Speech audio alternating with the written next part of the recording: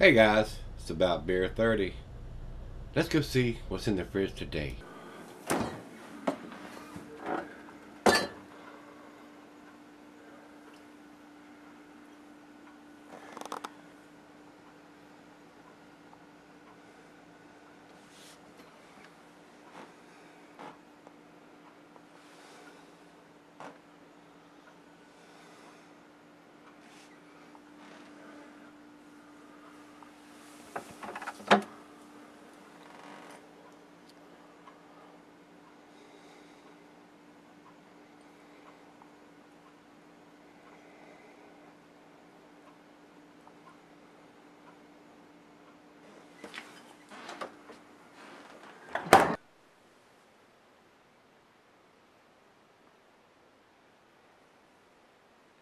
Hey guys, thanks for stopping by Gregsbeerreviews today. Today's beer comes from Ballast Brewing. They are now located, they have a brewery here in Daleville, Virginia, which is about 20 minutes away from me. Went over to the brewery about a month or so ago, and really nice facility they have going on there. Super nice. If you're in the Roanoke Valley area, you need to go check them out. You really do. They really got a nice operation going on there, and food and beer and beer to go, and really nice. Big glass windows where you can see everything that's going on in the back, outside deck, patio. Really, really nice. Really, really nice. I enjoyed my visit over there. Actually got some beers to go. I got this beer, but the regular version, while I was there, and to go, and also had some other, one or two of their beers on draft while I was there. Very nice, yeah, very nice. I will be going back. Very nice. I don't know what else to say. A very well planned out facility, and the way they've got it set up, it works very, very well. Nice place to visit, nice place to grab some lunch or dinner and have a nice craft brew to go with it, and maybe even pick up something to take home with you. So, but this particular one is their barrel-aged version of Victory at Sea. Victory at Sea is one of my favorites, guys. It really is. It's not overpriced.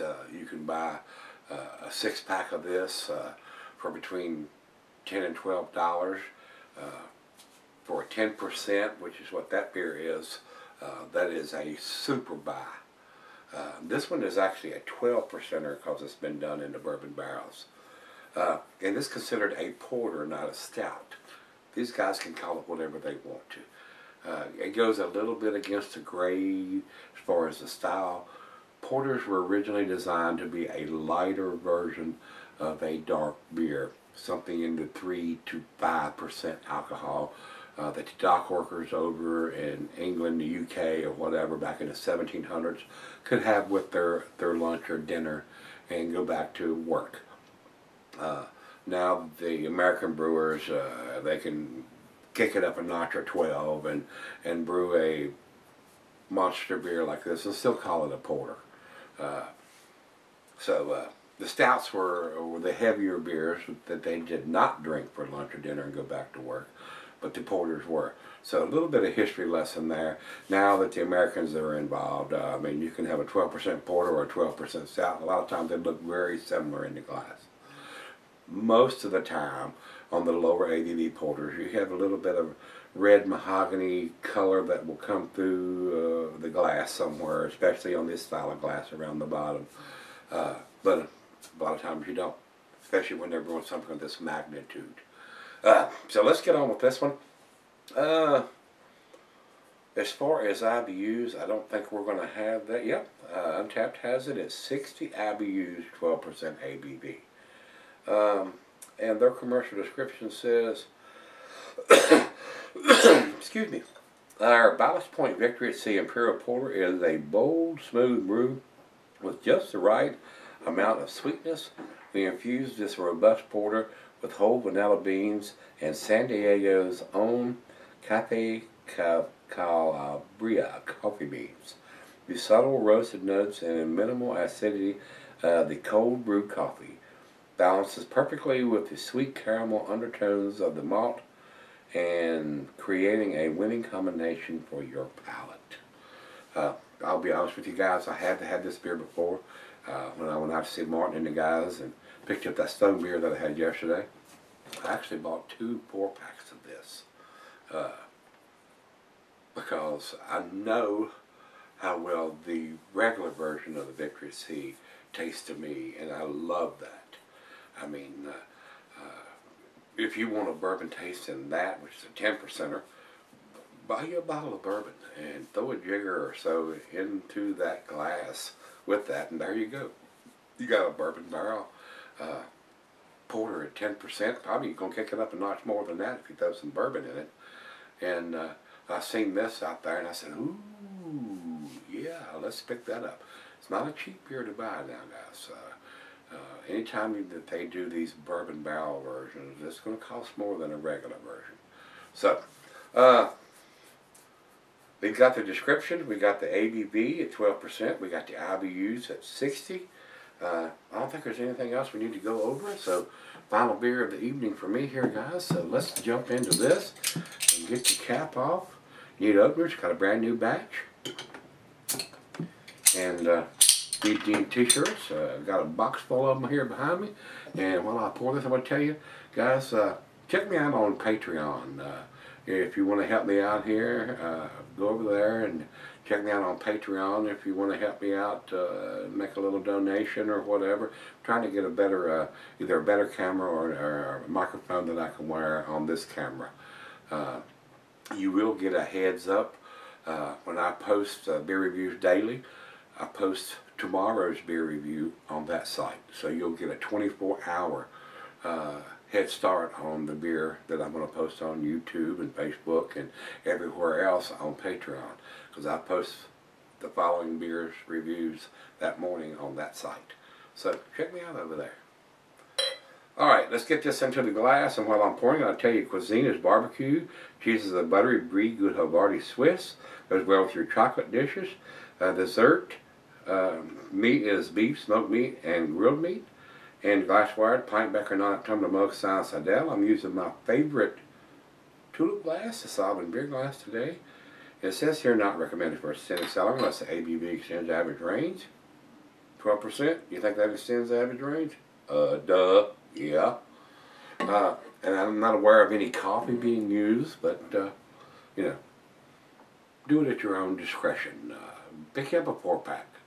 Have 1 or 2 now, and have another one 6, 12 months down the road, and another one a couple years down the road. Or if you want to pick up next year's edition or the year after, do a vertical side by side and see how well this has matured over time. So, I didn't pour a monster head. This is barely covering the top of the beer. Let me get this over and see if I can see any. Guys, this thing is pitch black. I'm not getting any mahogany notes. It looks like a stout in the glass, especially for this magnitude of a beer. And I don't know how long they left it in the barrels. So, to the nose we go.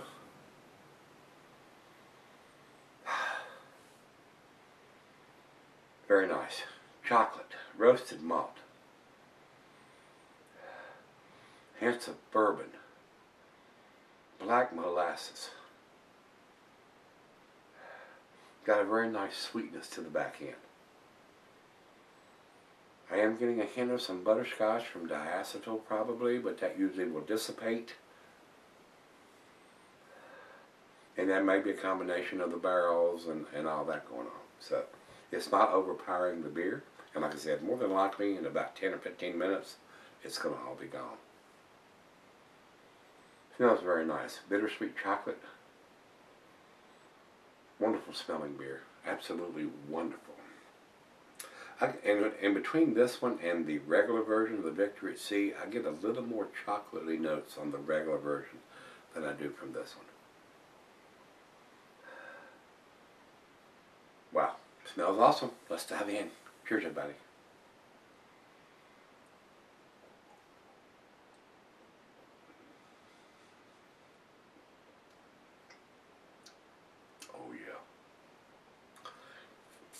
That is so tasty.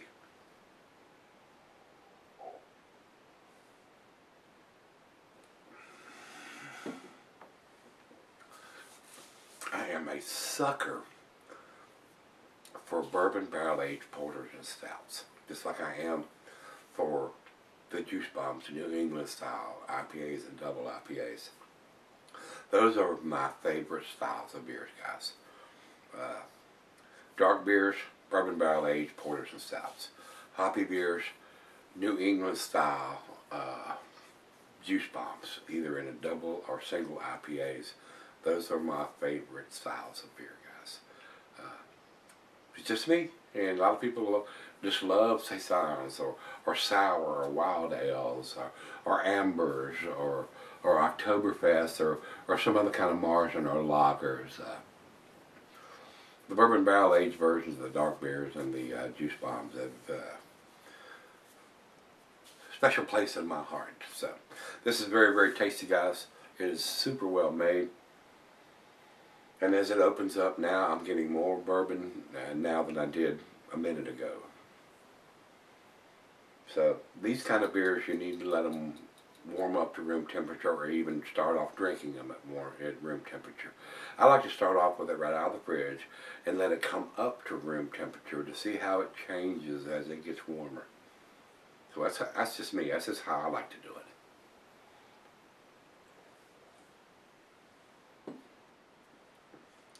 Wow, delicious. Alright, let's sip on it for a while, see what we end up with. Alright guys, I'm back. Got just a little left here. To be honest with you guys, I do like this beer, but for the price difference between a 4-pack and a 6-pack, between a 12% barrel aged and a 10% regular version of this, I can buy the regular version of this for around 10 bucks for a 6-pack. And this is like, for a 4-pack, it's like $17 or $18 for only 4 of them. Only 2 differences between the ABV. Me personally, just my opinion, I prefer the regular version over the barrel aged version. Not only for the price difference, for the bigger notes of the chocolate that I get in the regular version over this. The bourbon is not that strong or not that prevalent in this beer. It's there, but it's a little on the subdued side. To be honest, like I said, I think I would prefer the 10% 6-pack version of the Victory at Sea over the bourbon barrel aged version that's 12% in a 4-pack. Just my opinion, though. If I want a little bit more bourbon, I can always take a jigger of bourbon and throw it in the regular version, and still I haven't spent a ton of money. So that's just where I'm at on this beer.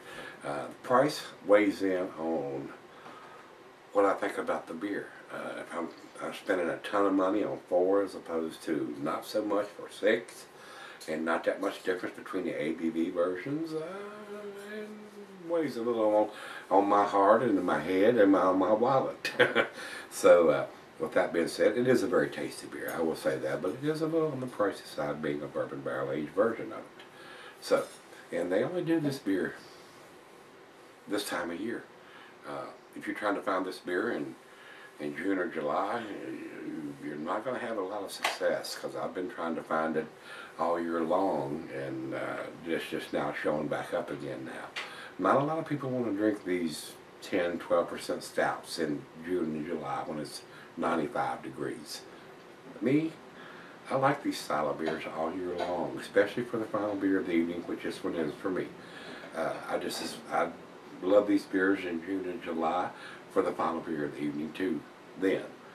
So, all that in a nutshell. So be it. Very tasty beer.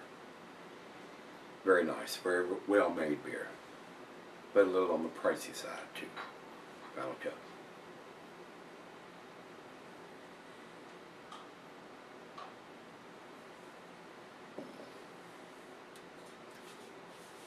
I do find that I don't have that slight hints of diacetyl, that butterscotch taste on the regular version as I do on this one. I still have it. It hasn't dissipated, maybe just a tad, but I still pick up on that butterscotch taste on this beer. So I do think it's not off-putting though. Nothing is going to hurt you.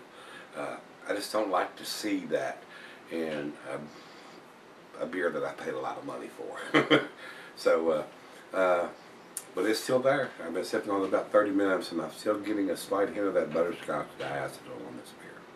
And I don't recall that. This is the third one out of the first 4-pack that I bought. And I don't remember having that on the first 2 that I had before I did this review. This one is standing out more than those did. Maybe this is one bad bottle out of that 4-pack, I don't know. But I still think it's a very tasty beer, and I think it's a well-made beer. I'm going to give this an A. As far as I'm concerned, I'm going to give it a 95 on this one. The diacetyl, the butterscotch notes keep me from giving it a little bit better score than I'm giving it. Let's go over to Beer Advocate. They say 4.35, which is in their A- scale. I'm giving it an A. And over to Untappd, they have it at 4.27. That's their A- to A category, because you got to grade those guys on a curve.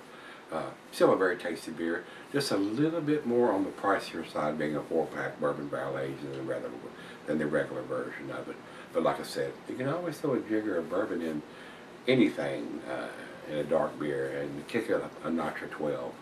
So if you want to buy like an old Rasputin or the regular version of this, and check a little bit of a very nice, well-made bourbon, you're going to have a little bit less money in it and still get those big bourbon notes. And I tell guys that all the time. If you find a stout that you like, and you do like a little bit of bourbon, or want to see a bourbon barrel aged version of it, throw you a little bit of bourbon in there. That'll work. Yeah, that'll do it. Alright guys, let's wrap it up on this one. This is the High West Bourbon Barrel Aged Victory at Sea 2017 edition. If you've had this, let me know what you think. And if you see it and you want to give it a try, pick it up. Let me know what you think. Till we meet again, let's go see what's in the fridge.